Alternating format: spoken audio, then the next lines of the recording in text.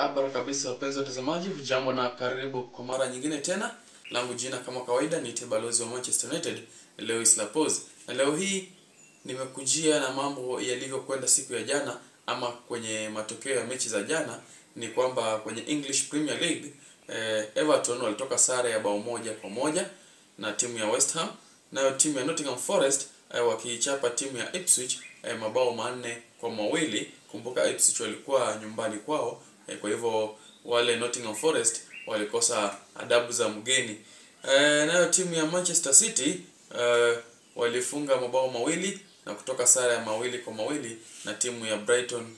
Nayo timu ya Southampton ikitoka bao 1 ikichapwa na timu ya Wolves mabao 2-1. Nayo timu nyingine iliyochezwa jana saa 2:30 ni kwamba timu ya Bournemouth ilipata kichapo kutoka kwa mikono ya Brentford ya kuchapa mabao 2-1.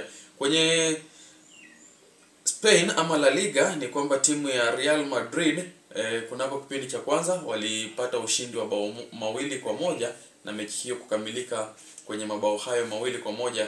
Kumbuka Kylian Mbappe ndiye aliyefunga mabao hayo 2 na kuisaidia timu hiyo kufunga mabao hayo 2-1 dhidi ya timu ya Villarreal. Na kumbuka pia Kylian Mbappe alipewa man of the match siku hiyo ya jana.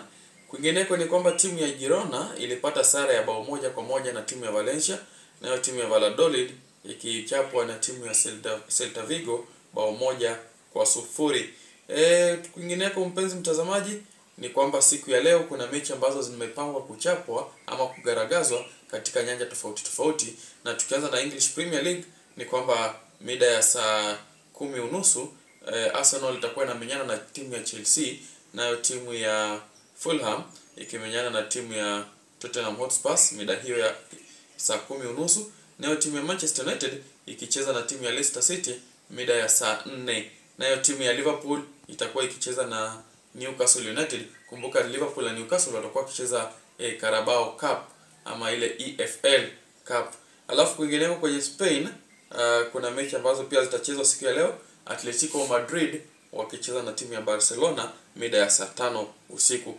Kumbuka kunifuata kwenye TikTok account niite balozi wa Manchester United, na kwenye Facebook fan page yangu balozi wa Manchester United, na kwenye YouTube channel yangu pia vile vile utanipata kwenye majina hayo balozi wa Manchester United, Lewis Lapoz. Nimekuwa wako, tupatane tena siku ya kesho. Kwa heri kwa sasa.